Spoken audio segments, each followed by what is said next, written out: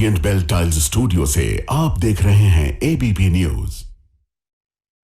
नमस्कार, मैं हूं प्रतिमा मिश्रा। बिहार के पूर्णिया से आप मेरे साथ देख रहे हैं भारत की बात। इससे पहले कि हम शो की शुरुआत करें, इस शो से जुड़ी एक खास बात मैं आप सभी के साथ शेयर करना चाहती हूं। आज आप सभी के साथ इस शो के माध्यम से जुड़े हुए मुझे ठीक 1 साल का वक्त पूरा हो चुका है। इस 1 साल में आपने हमें जो प्यार दिया, जो भरोसा हमारे ऊपर जताया, हम उसके लिए आपके आभारी हैं। उम्मीद है कि आगे भी भारत की बात को आप अपनी बात समझकर इस रिश्ते को आगे बढ़ाते रहेंगे। इसी विश्वास के साथ चलिए शुरू करते हैं भारत की बात। शुरुआत उन खबरों से जिन पर आज विस्तार से हम करेंगे चर्चा। मोकामा में ललन सिंह की वीडियो पर बड़ा विवाद हो गया है। 41 सेकंड की वीडियो में क्या ललन सिंह ने वोटरों को धमकाया है? क्या ये वीडियो बिहार की बाजी पलट देगा? आज कवर स्टोरी में इसका विश्लेषण होगा।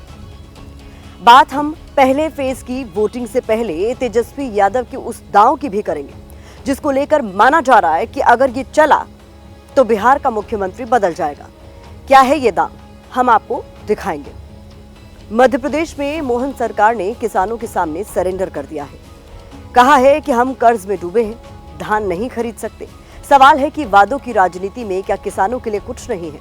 ये खबर भी आपके लिए होगी। और हर दिन की तरह रात 8:30 बजे आप मेरे साथ देखेंगे स्पेशल रिपोर्ट ललकार। तो आज सबसे पहले बात बिहार में मोकामा के मंगल राज की करें। बिहार में पहले दौर के मतदान के लिए प्रचार का शोर थम चुका है। हालांकि एक नया शोर बिहार के सियासी गलियारों में अब भी गूंज रहा है। ये शोर एक विवादित वीडियो को लेकर है। वीडियो के जरिए महागठबंधन ने ये आरोप लगाया है कि एनडीए के मंगल राज में वोटरों को धमकाया जा रहा है। आरोपों के सबूत के तौर पर आरजेडी ने 41 सेकंड का एक वीडियो शेयर किया है। ये वीडियो जेडीयू के वरिष्ठ नेता और केंद्रीय मंत्री ललन सिंह का है। वीडियो में ललन सिंह मोकामा की सीट पर अनंत सिंह के लिए वोट मांग रहे हैं, क्योंकि अनंत सिंह दुलारचंद यादव की हत्या के आरोप में इस वक्त जेल में बंद है। प्रचार के दौरान ललन सिंह ने कुछ ऐसा कहा जिससे उन पर वोटरों को डराने धमकाने का आरोप लग रहा है। आरजेडी की शिकायत पर ललन सिंह के खिलाफ एफआईआर दर्ज हुई है। चुनाव आयोग ने भी उनसे जवाब मांगा है। पहले आप ललन सिंह का 41 सेकंड का वो वीडियो देखिए, इसके बाद खबर को विस्तार देंगे। एकाधो नेता तो चुनाव के दिन उनका घर से निकले मत ही हो, उनका घरे में फाइट कर दी। आप बहुत अगर हाथ जोड़ दो तो कहियो कि तू चला हमनी के साथ अपन वोट गिरावा और आके घर में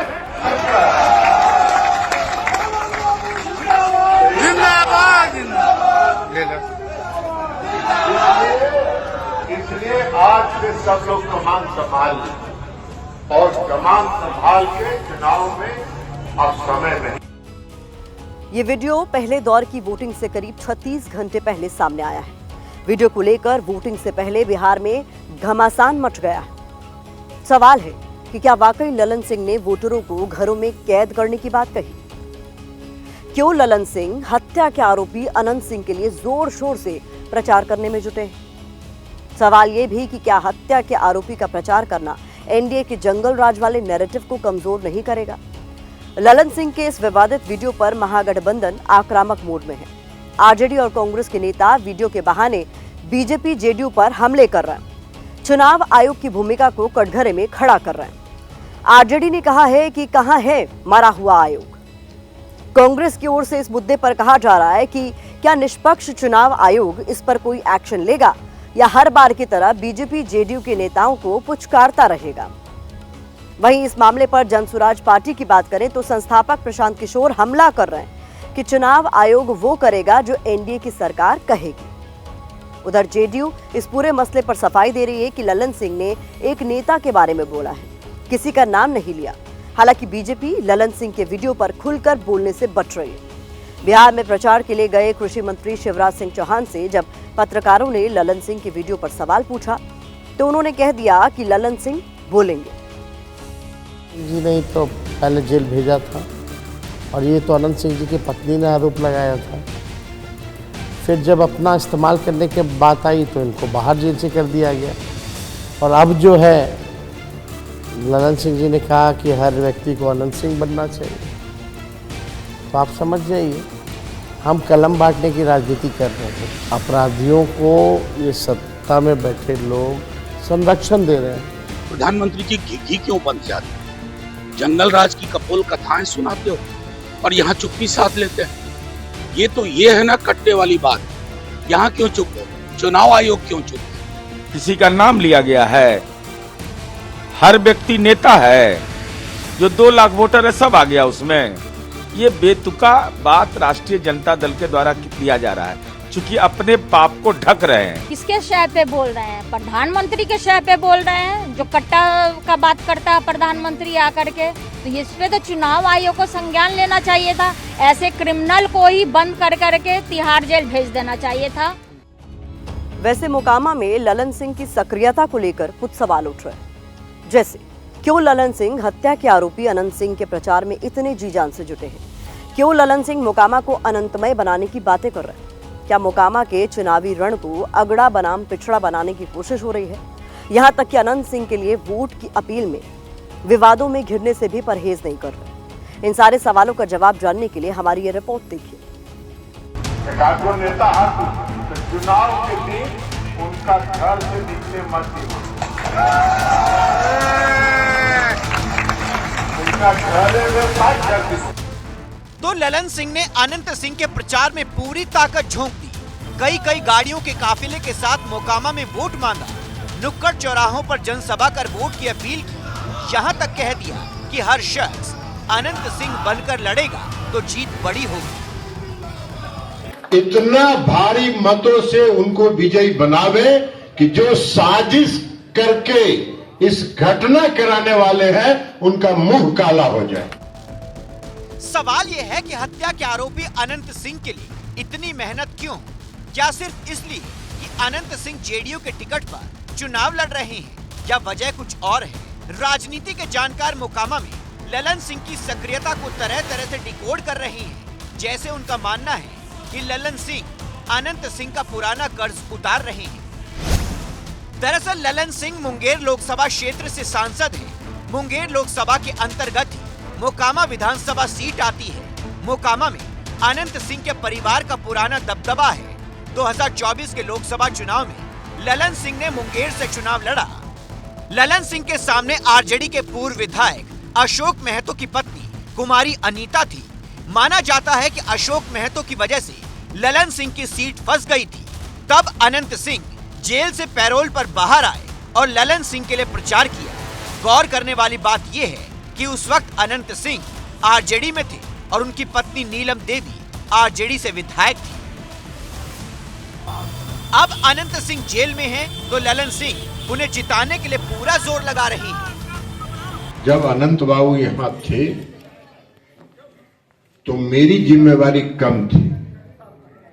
आज वो नहीं है तो हमने आज से मोकामा के चुनाव का कमान संभाल लिया। माना यह भी जा रहा है कि ललन सिंह की एक कोशिश मोकामा के बहाने मुंगेर के अपने सियासी किले को बचाने की है, क्योंकि अनंत सिंह के खिलाफ आरजेडी से बाहुबली सूरजभान सिंह की पत्नी वीणा देवी चुनाव लड़ रही हैं। वीणा देवी साल 2014 में मुंगेर में ललन सिंह को हरा चुकी हैं। अब अगर वो चुनाव जीतती हैं, तो भविष्य में ललन सिंह के लिए चुनौती बन सकती है। ललन सिंह ने ही इस हत्या के आरोपी अनंत सिंह को टिकट दिलवाए थे, इसीलिए वो जिताना भी चाहते हैं। कि जिसका मदद करते हैं तो खुल्लम खुल्ला खुलेआम करते हैं। कौन क्या बोल रहा है, कौन क्या कह रहा है, इसकी परवाह नहीं करते हैं। अनंत सिंह के लिए ललन सिंह के प्रचार को उनके भूमियार दांव के तौर पर भी देखा जा रहा है। मोकामा में दुलारचंद हत्याकांड के बाद अगड़ा बनाम पिछड़ा की राजनीति शुरू हो गई थी। एक खास विशेष जातियों को गाली देने का काम किया और उस पर लालू यादव जी और तेजस्वी यादव जी या कांग्रेस किसी की जुबान नहीं खुल रहा है। अनंत सिंह ने सूरजभान सिंह पर दुलारचंद की हत्या के आरोप लगाए थे। ललन सिंह भी यही संकेत दे रहे हैं। अनंत सिंह, सूरजभान सिंह और ललन सिंह, यानी ये तीनों ही नेता भूमिहार समाज से आते हैं। और इसी तरह मोकामा सीट की लड़ाई भूमिहार नेताओं के नाक की लड़ाई बन गई है, क्योंकि जो चेहरा चुनाव जीतेगा उसका अपने समुदाय की सियासत में वर्चस्व बढ़ेगा। यही वजह है कि ललन सिंह किसी भी कीमत पर सूरजभान सिंह को जीतता नहीं देखना चाहते, इसीलिए अनंत सिंह को जिताने में जी जान से लगे हैं। पहले दौर की वोटिंग से 36 घंटे पहले बिहार में सियासी लड़ाई एक बार फिर से जंगल राज वर्सेस मंगल राज पर आ गई है। महागठबंधन ललन सिंह के वीडियो के बहाने एनडीए के मंगल राज वाले नैरेटिव पर प्रहार कर रहा है, तो दूसरी तरफ एनडीए के नेता लालू शासन के जंगल राज की याद दिला रहे हैं। इस बीच प्रचार के आखिरी दिन बिहार के वोट युद्ध में लादेन की भी एंट्री हो गई। ऑर्गेनाइज्ड क्राइम हो रहा है बिहार में। अगर ये हमारे राज में हुआ होता तो खाल लोग नोच लेते। जंगल राज का एग्जाम्पल मैंने आपको दे दिया जो मेरे साथ हुआ। तो ये जब सरकार में नहीं है तो ये एक सांसद को और एक ऐसे नॉन एक्टर को जिसको पूरी दुनिया जानती, उसको आप थ्रेट कर सकते हो। दैट मीन्स कि कितना बड़ा दिल होगा, कितनी बड़ा आप लोग की हिम्मत होगी और कितने बड़े तार और कितने लंबे तार जुड़े हैं। 20 साल का तो इनका हिसाब किताब और 10 साल से ज्यादा दिल्ली वालों का हिसाब किताब, 30 साल का हिसाब किताब। रघुनाथपुर का ये जिम्मेदारी है, ये जो छोटे उसामा आपका सामने है, ये छोटे उसामा को यही चुनाव में हमें खत्म कर देना चाहिए। अब हम अपनी दूसरी खबर का रुख करते हैं। बात तेजस्वी यादव के उस दांव की करते हैं जिसको लेकर माना जा रहा है कि यह दांव बिहार की बाजी पलट सकता है। महागठबंधन के सीएम चेहरे तेजस्वी यादव ने आज एक सरप्राइज प्रेस कॉन्फ्रेंस की। इसमें उन्होंने बिहार की जनता को भी सरप्राइज दिया और एनडीए को भी। तेजस्वी यादव ने प्रेस कॉन्फ्रेंस में किसान, बिजली, महिला, सरकारी कर्मचारी सबके लिए एक बार फिर वादों की झड़ी लगा दी। तेजस्वी ने कहा कि महागठबंधन की सरकार बनी तो हर प्रण पूरा होगा। बिहार में महिलाओं का वोट पिछले कई चुनाव से निर्णायक साबित हो रहा है। इस बार भी हर दल की निगाह महिलाओं पर है, इसलिए इस प्रेस कॉन्फ्रेंस से सबसे बड़ा सरप्राइज बिहार की महिला वोटर के लिए ही निकला। तेजस्वी यादव ने ऐलान किया कि महागठबंधन की सरकार अगर बनी तो 14 जनवरी को सरकार माई बहन योजना के तहत पूरे 1 साल के 30,000 रुपए महिलाओं के खाते में एक मुश्त डाल देगी। इससे पहले तेजस्वी ने कहा था कि माई बहन योजना के हर महीने 2500 रुपए दिए जाएंगे।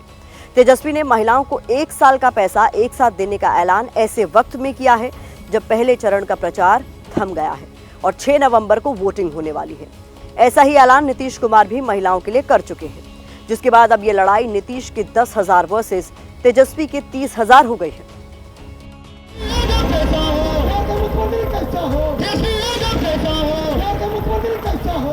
नौकरी के लिए तैयार है, हाथ उठा के बताओ। तेजस्वी की उम्र अच्छी है पर जुबान जो है पक्की है। तेजस्वी यादव उम्र में भले ही नीतीश कुमार से कम है, लेकिन उनका सियासी दिमाग बहुत तेजी से रणनीति बना रहा है। तभी तो पहले चरण की वोटिंग से कुछ घंटे पहले तेजस्वी ने जबरदस्त मास्टर स्ट्रोक मारा। 14 जनवरी मकर संक्रांति के दिन मां बहन मान योजना के तहत पूरे 1 साल का 30,000 रुपया माताओं बहनों के खाते में हम लोग डालने का काम करेंगे। एनडीए ने महिला रोजगार योजना के तहत महिलाओं के खाते में 10,000 रुपए भेजे हैं, जिसके बाद तेजस्वी ने 14 जनवरी का जिक्र करते हुए कहा कि हम जीते तो महिलाओं को साल भर का पूरा पैसा एक साथ देंगे, मतलब 30,000 रुपए। 1,30 लाख महिलाओं को अब तक 10,000 रुपए की सीड मनी जा चुकी है, जो बढ़कर 2 लाख रुपए होने वाली है। तो आरजेडी को क्यों ऐसा लगता है कि महिलाएं वो 30,000 रुपए का उनका भ्रम क्यों स्वीकार करेंगे? एक रिश्वत जो है चुनाव के बीच 10,000 का दिया है और ये सूद समेत वापस भी लेने का काम करेंगे। तेजस्वी के चुनावी फोकस में महिला और युवा दोनों हैं, क्योंकि एनडीए का फोकस भी इसी वोट बैंक पर है। तेजस्वी का महिलाओं को एक साथ 30,000 रुपए देने और हर घर सरकारी नौकरी देने का वादा पासा पलट सकता है। हालांकि महागठबंधन के इस दांव में एनडीए नेताओं को धार कम और नरसंहार ज्यादा नजर आ रहा है। विकास का पैसा तो ये खानदानी लुटेरों के हाथों में जाने पर सारा पैसा ये हजम कर जाते हैं। जिन लोगों के समय में जातीय नरसंहार की घटनाओं को अंजाम दिया जाता था, उनको फिर से नहीं आने देना है।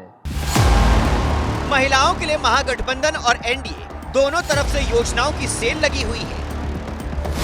एनडीए ने आशा कार्यकर्ताओं का मानदेय 3,000 रुपए करने की बात कही, तो तेजस्वी ने जीविका दीदी को 2 साल के लिए ब्याज मुक्त कर्ज देने का ऐलान कर दिया।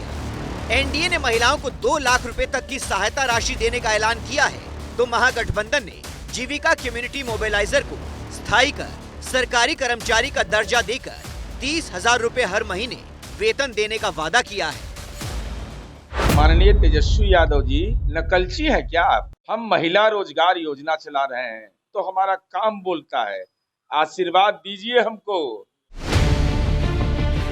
तेजस्वी यादव ने महिलाओं के साथ साथ किसानों को भी साधा है। आज ही तेजस्वी ने ऐलान किया कि सत्ता में आने पर किसानों को धान की एमएसपी के अतिरिक्त 300 रुपए देंगे, गेहूं की एमएसपी के अतिरिक्त 400 रुपए बोनस देंगे, किसानों को खेती के लिए फ्री बिजली देंगे, जिस पर अब सियासी घमासान है।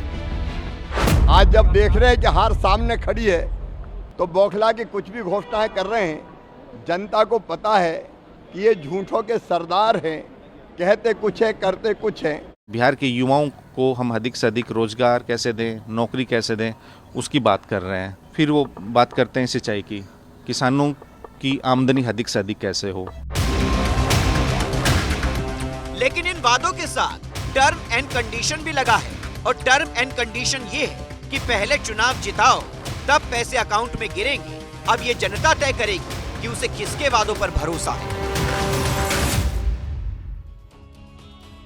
बिहार चुनाव में महिलाओं और किसानों के लिए बड़े बड़े वादे हो रहे हैं, लेकिन इसी देश के 2 बड़े राज्यों में किसान कहीं खाद के लिए सड़कों पर धरना दे रहा है, तो कहीं धान की फसल पर सरकार के धोखे से वो अपनी जान दे देने की बात कह रहा है।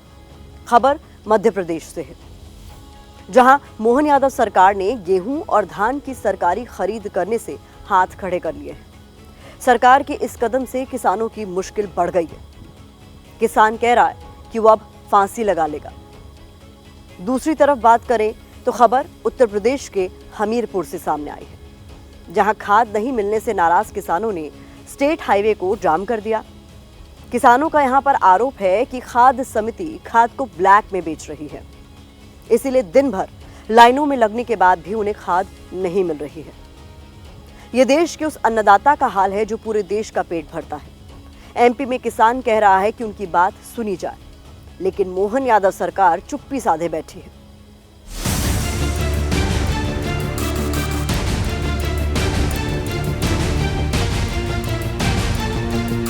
तो सरकार पूरी तरह से ये चाहती है कि किसान पूरी तरह बर्बाद हो। सुना आपने मोहन यादव जी, ये आपके प्रदेश के किसान का दर्द है। आपके ही प्रदेश का अन्नदाता कह रहा है किसान अब फांसी लगाकर मरेगा।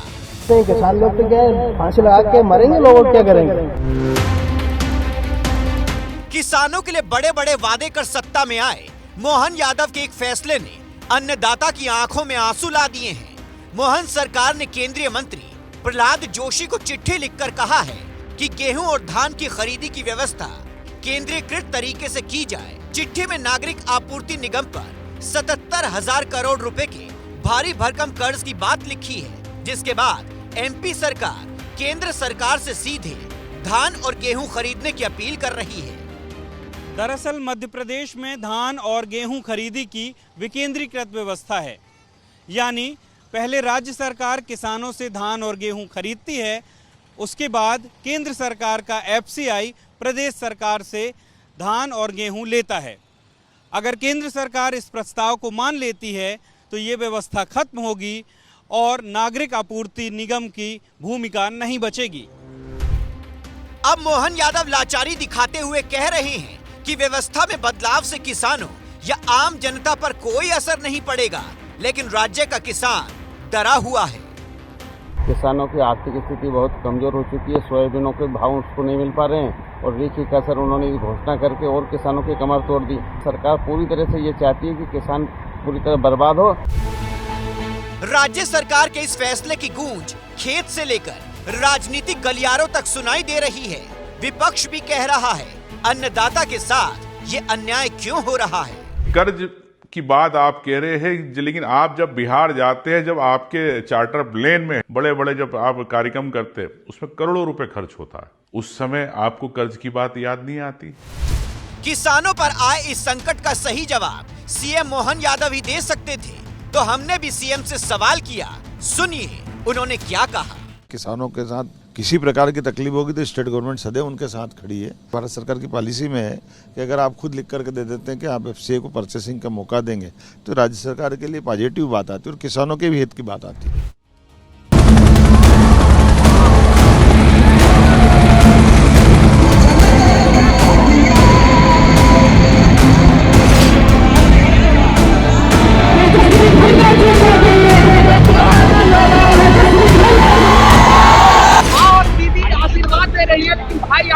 प्रचार कर रहे हैं तो करने दीजिए, अभी बच्चा है वो, चुनाव बाद उसको झुनझुना पकड़ाएंगे।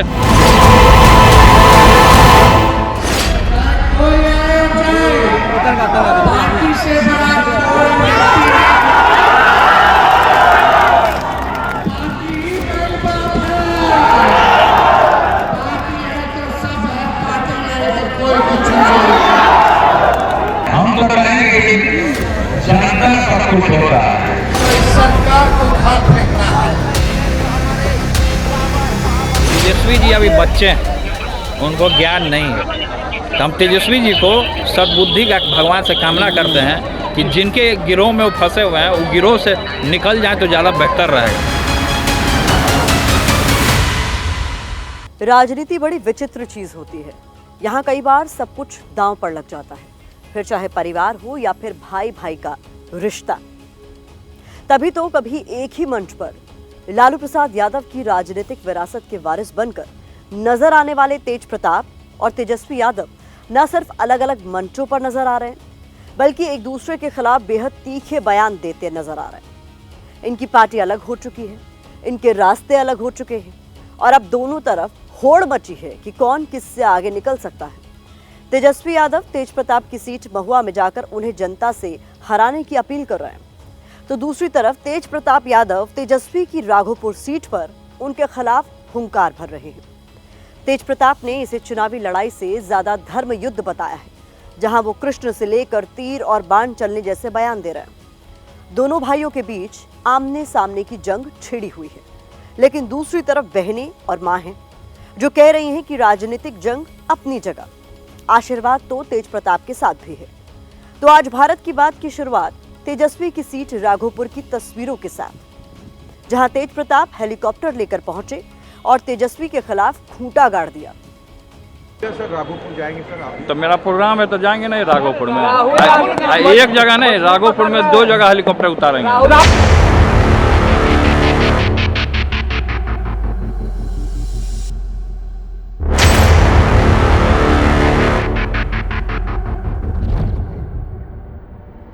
एक जगह नहीं, राघोपुर में 2 जगह हेलीकॉप्टर उतारेंगे।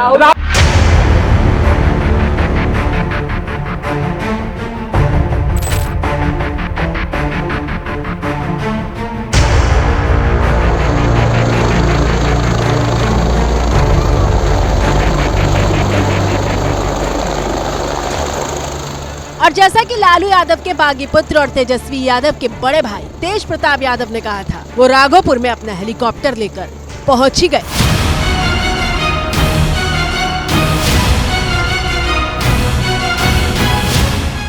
ये सिर्फ एक तस्वीर नहीं है, बल्कि छोटे भाई के खिलाफ बड़े भाई की खुली ललकार का वो प्रतीक है, जिसकी चर्चा इस वक्त पूरे बिहार में हो रही है।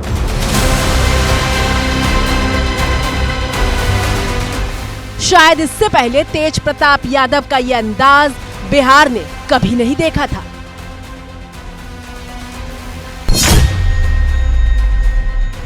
राघोपुर में लाठी गाड़ दिया है, तो गाड़ेंगे नहीं राघोपुर में। क्या बात करते हैं? राघोपुर में लाठी गड़ेगा।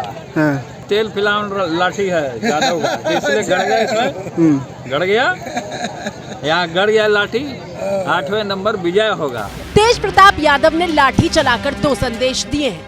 पहला कि वो तेजस्वी के खिलाफ सीधे राघोपुर से मोर्चा खोल चुके हैं और दूसरा संदेश ये कि लालू प्रसाद यादव के असली वारिस वो ही हैं।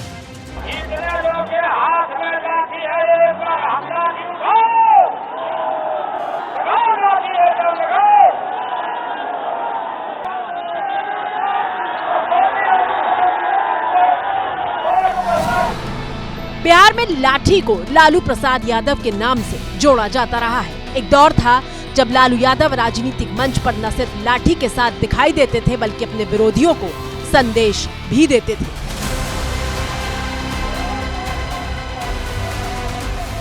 लेकिन देखिए, इतने सालों बाद लालू यादव की लाठी वाली राजनीति का इस्तेमाल परिवार में एक भाई दूसरे भाई के खिलाफ कर रहा है। भवति भारत अभ्युत्थानम धर्मस्य तदात्मानं सृजाम्यहम् परित्राणाय साधूनां विनाशाय च दुष्कृतां धर्म संस्थापनार्थाय धर्म का स्थापना करना है।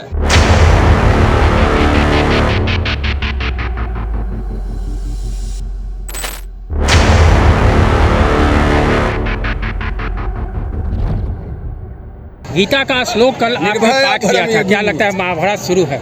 महाभारत रणभूमि है, रणभूमि में कोई भाई भतीजा कुछ नहीं, केवल शत्रु।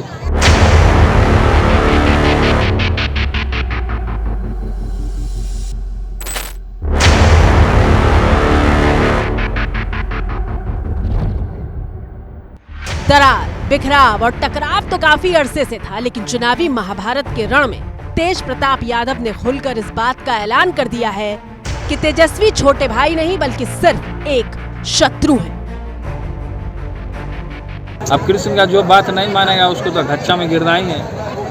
कृष्ण का रिस्पेक्ट नहीं करेगा, बारूपिया जयचंदों के चक्कर में रहेगा तो घच्चा में गिरेगा ही। अब समझे आप, तेजस्वी का महुआ जाना तेज प्रताप यादव को जरा भी रास नहीं आया। वैसे तेजस्वी एक दिन आपके महुआ चले गए थे, आपने लगातार हेलीकॉप्टर उतार रहे हैं राघोपुर में, तरफ से भी नाम इसमें लिखाएगा, तो उनको महुआ नहीं जाना चाहिए था। हम 2 बार उतर गए हेलीकॉप्टर से, हम महुआ जीतने के बाद भी फिर और घूमेंगे हेलीकॉप्टर पर। लालटेन का झंडा महुआ से लालू जी का झंडा लहराएगा कि नहीं लहराएगा? कोई कंफ्यूजन नहीं रखना है। लालटेन जलेगा तब न तेजस्वी अपना सरकार बनाएगा। बिहार की महुआ विधानसभा वो सीट है जहां से तेज प्रताप यादव परिवार से बेदखल होने के बाद चुनाव के मैदान में है। तेज प्रताप यादव के खिलाफ तेजस्वी की आरजेडी ने मुकेश रोशन को टिकट दिया है। नौकरी कौन देगा और कैसे मिलेगा? चुपचाप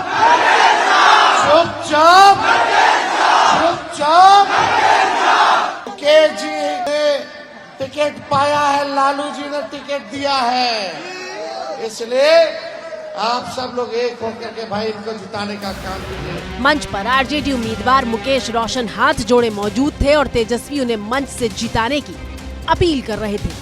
विजय का माला पहना दे, ऐसे नहीं, हाथ उठा करके सब लोग बताए, हाथ उठा करके बताइए। चलो, बहुत बहुत धन्यवाद। महुआ की जनता जिंदाबाद जिंदाबाद।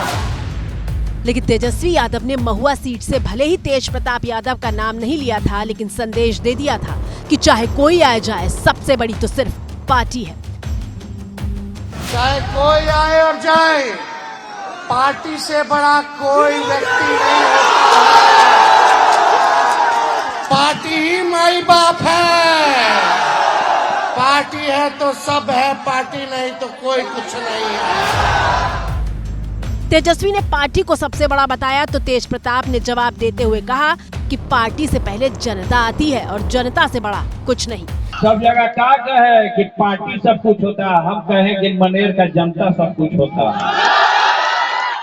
जनता है तभी पार्टी है, जनता नहीं तब पार्टी का कोई वजूद नहीं। इसलिए जनता सर्वोपरि है, जनता मालिक है। हम अपने मालिकों के बीच में आए। हमारे पिता ने कहा कि जब भी हताश हो, जब भी परेशान हो, अपने मालिकों के बीच में चले जाना।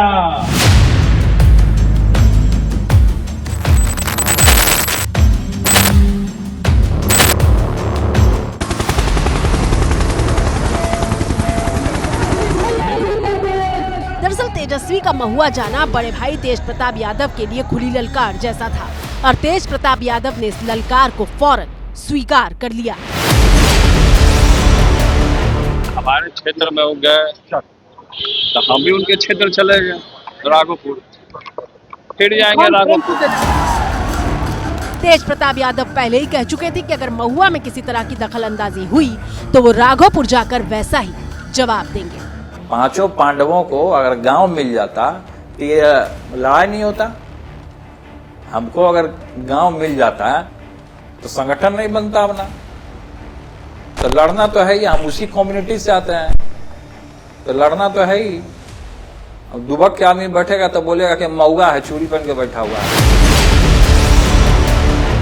हम लोग के नेता आदरणीय तेजस्वी प्रसाद यादव जी हर एक कार्यकर्ता को नई ऊर्जा और नया जोश देने का काम करते हैं और उसी क्रम में जो उन्होंने मन से ऐलान किया कि पार्टी हमारी माई बाप है, पार्टी से बड़ा कोई नहीं, पार्टी का एक एक कार्यकर्ता, एक एक जनता मालिक यहाँ पे लगे हुए हैं कि महागठबंधन का सीट जो है पिछले बार के मार्जिन से, जो जीत का मार्जिन था उससे डबल मार्जिन से इस बार हम लोग चुनाव जीत के जाए। महुआ की धरती, ये हम संकल्प लेने का काम करते हैं। जनशक्ति जनता दल ये संकल्प लेने का काम करती है कि हम यहाँ से जीत के जाएंगे। तो जिस तरीके से हमने छतवारा में मेडिकल कॉलेज बनाने का काम किया, उसी तरीके से हम इंजीनियरिंग कॉलेज हम बनाने का काम करेंगे, ये मेरा वादा है। जिस तरह से महुआ सीट पर आरजेडी ने अपना उम्मीदवार उतारा है, ठीक उसी तरह से तेज प्रताप यादव ने राघोपुर में प्रेम कुमार यादव को अपना उम्मीदवार बनाया है। लालू परिवार के लिए मुश्किल यहाँ ये है कि तेजस्वी महुआ गए तो तेज प्रताप यादव ने सारी ताकत राघोपुर में झोंक दी। उनका जोर इस बात पर है कि महुआ जीतना है और हर हाल में तेजस्वी को राघोपुर सीट से हराना है। लेकिन दोनों भाइयों के बीच मचे इस घमासान में मां राबड़ी देवी सेंटर में है, जो राघोपुर जाकर छोटे बेटे के लिए वोट तो मांग रही हैं, लेकिन राजनीतिक मजबूरी होने की वजह से बड़े बेटे तेज प्रताप यादव को सिर्फ जीत का आशीर्वाद दे पा रही हैं। लड़ाई लड़ेंगी, आपके जो भाई हैं वो भी अलग हैं, आपका एक बेटा है बड़ा वाला, वो अलग चुनाव लड़ रहा है। एक तरीके से कहा जाए तो आरजेडी पर ही छिटाकशी किया जा रहा है कि परिवार में ही सब कुछ अलग थलग पड़ा हुआ है, दोनों बेटे अलग अलग चुनाव लड़ रहे हैं। क्या जवाब है इसका आपके पास? देखिए, इसका जवाब मन से तब बेटा है, मन से तो थोड़ी निकला है, और पार्टी से अलग पार्टी के लोग किया है, चाहे घर से लोग निकाला है, मन से तो नहीं है। वो जहाँ है अच्छा है अपना। चुनाव के बीच में तेज प्रताप यादव पर मां राबड़ी देवी का शायद ये पहला बयान है जो उन्होंने एबीपी न्यूज को दिया और इस बात का खुलासा किया कि कैसे वो अपने बड़े बेटे की जीत की कामना कर रही हैं। प्रचार करने के लिए नहीं, प्रचार करे तो नहीं जाएंगे, मन में है ना, दिल में है कि जीते हुए अपना। जाहिर सी बात है कि अगर महुआ सीट पर तेज प्रताप यादव जीतेंगे तो राबड़ी देवी की पार्टी आरजेडी का उम्मीदवार हारेगा। राजनीतिक नियम कानून में ये फिट नहीं बैठता, लेकिन माँ तो माँ होती है। अपना काम कर रहा है, अलग होकर अपना पैर पर खड़ा हुआ है। पूरा बिहार उसको भी हक है घूमने का, वो कौन छीन लेगा? कोई नहीं छीनेगा, हम भी नहीं छीन सकते। एबीपी न्यूज संवाददाता निधिश्री ने बहन रोहिणी से भी तेज प्रताप पर सवाल किया तो उन्होंने भी साफ कहा कि भाई के साथ उनका आशीर्वाद मौजूद है। प्रताप के लिए जाएंगे प्रचार करने? आपका भाई तो वो भी है। हाँ, भाई है तो तभी तो मैं कह रही हूँ कि भाई के लिए मैं हमेशा खड़ी रहूंगी। हाँ, सुख में दुख में हमेशा बहन लोग का काम होता है कि अपने परिवार का ढाल बने। और रहा बात प्रचार में जाने के लिए, तो प्रचार में हमारी मजबूरी है क्योंकि उनका राजनीतिक दल अलग है, हमारा राजनीतिक दल अलग है, तो इसलिए मैं नहीं जा सकती। लेकिन मेरा आशीर्वाद हमेशा उसके साथ रहेगा कि वो भी लालू जी की तरह जनता की सेवा करेगा। मतलब साफ है कि मां राबड़ी देवी हो या फिर रोहिणी, दोनों का मन तेज प्रताप के साथ है, लेकिन राजनीतिक दल अलग अलग होने की वजह से वो पार्टी की तय लक्ष्मण रेखा को लांघ नहीं सकती। इसलिए दोनों ने तेजस्वी के पक्ष में जाकर राघोपुर में प्रचार तो किया, लेकिन महुआ नहीं गई।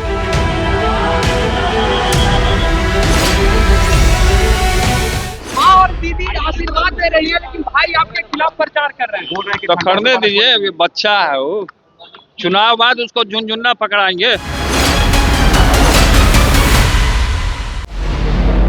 वैसे तेजस्वी के खिलाफ तेज प्रताप की हुंकार का ये कोई नया मामला नहीं है। जनशक्ति जनता दल बनाने के बाद से तेज प्रताप यादव तेजस्वी पर खुलकर हमला कर रहे हैं। जो अपना किसी का नहीं हुआ वो जनता का क्या होगा? तस्वीरें सितंबर महीने की हैं, जब तेज प्रताप यादव तेजस्वी के विधानसभा क्षेत्र राघोपुर में बाढ़ पीड़ितों की मदद के लिए राहत सामग्री लेकर पहुंचे थे और क्षेत्र के मौजूदा विधायक पर हमला कर रहे थे। सरकार मदद नहीं कर रहा, लेकिन हम आके दे रहे हैं, ठीक है? सरकार आपका फेल है, विधायक भी फेल है, नाच रहा है। बिहार को भाइयों के बीच इस दुश्मनी ने हैरान किया, क्योंकि एक दौर था जब तेज प्रताप यादव मंच से अपने छोटे भाई को अर्जुन कहा करते थे। मेरा अर्जुन वो है, मेरा भाई तेजस्वी।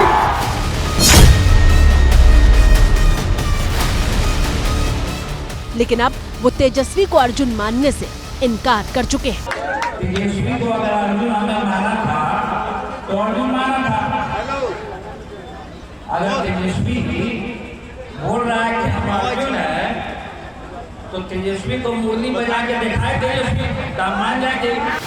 दरअसल सारी टीस उत्तराधिकार की है। तेज प्रताप यादव अब जनता के सामने कहते हैं कि उन्हें पार्टी से निकाला गया क्योंकि दूसरा लालू यादव पैदा हो गया था। तब पार्टी से हमको बाहर किया, तो उस पार्टी से बाहर किया तो उस सबको समझ में आ गया था कि दूसरा लालू यादव तेज प्रताप यादव पैदा हो गया, इसलिए वो लोग के आंख में खटकने लगा।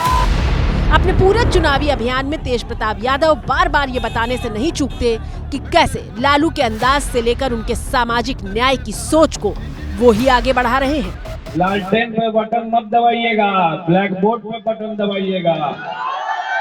अगर सही में सामाजिक न्याय को बचाना है तो इसलिए ब्लैक बोर्ड को जिताना जरूरी है, क्योंकि हम ठेठ अंदाज के लिए जाने जाते हैं, हम लालू जी के अंदाज में रहते हैं। वैसे बिहार ही नहीं पूरा देश जानता है कि वक्त वक्त पर तेज प्रताप को लेकर लालू परिवार हमेशा असहज होता रहा है, लेकिन बेदखल करने की नौबत उस वक्त आई जब इसी साल मई महीने में तेज प्रताप यादव के 12 साल पुराने रिश्ते का इजहार वायरल हो गया था। बड़े बेटे के प्यार के इस कबूलनामे से लालू परिवार के भीतर भूचाल आ गया और इसी के बाद लालू यादव ने पार्टी और परिवार दोनों से बड़े बेटे तेज प्रताप यादव को बाहर कर दिया। लेकिन यहाँ सवाल यह है कि दोनों भाई के व्यक्तित्व में इतना गहरा फर्क क्यों है? क्यों तेजस्वी यादव लालू यादव के वारिस और आरजेडी के उत्तराधिकारी बन गए, जबकि वहीं तेज प्रताप परिवार की इतनी बड़ी विरासत से बेदखल होने के बाद अपनी जमीन तलाशने के लिए संघर्ष करते हुए नजर आ रहे हैं।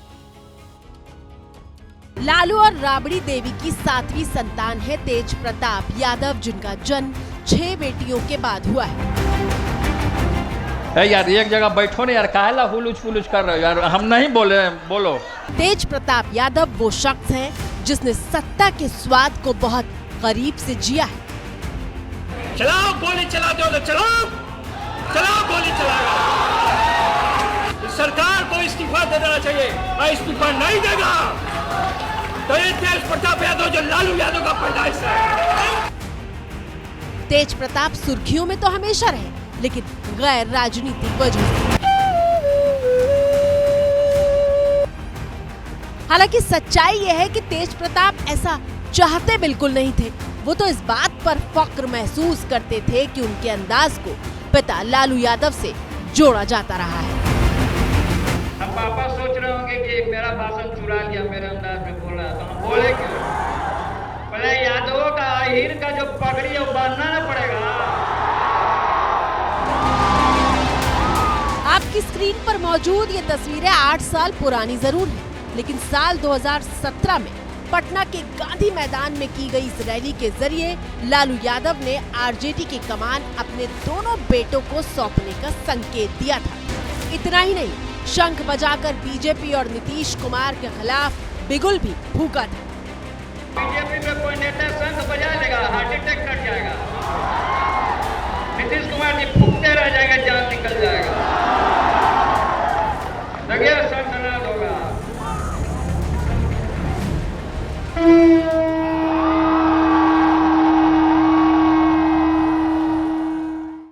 लेकिन नीतीश कुमार के खिलाफ बिगुल फूंकने वाले तेज प्रताप यादव की कहानी 10 सालों में बदल चुकी है। 2015 से राजनीति की शुरुआत करने वाले तेज प्रताप यादव बिहार की महुआ विधानसभा सीट से पहली बार विधायक चुने गए थे। नीतीश सरकार में पर्यावरण मंत्री भी वो रह चुके हैं, लेकिन फिलहाल इस चुनाव में उनके ऊपर खुद को साबित करने की एक बड़ी चुनौती है और अगर वो महुआ हार गए तो आगे के रास्ते तेज प्रताप यादव के लिए बहुत मुश्किल हो जाएंगे। तो इसी के साथ भारत की बात में अब मुझे दीजिए इजाजत। कल रात बिहार की धरती से, चुनावी जमीन से 8 बजे आप सभी से फिर होगी मुलाकात। नमस्कार।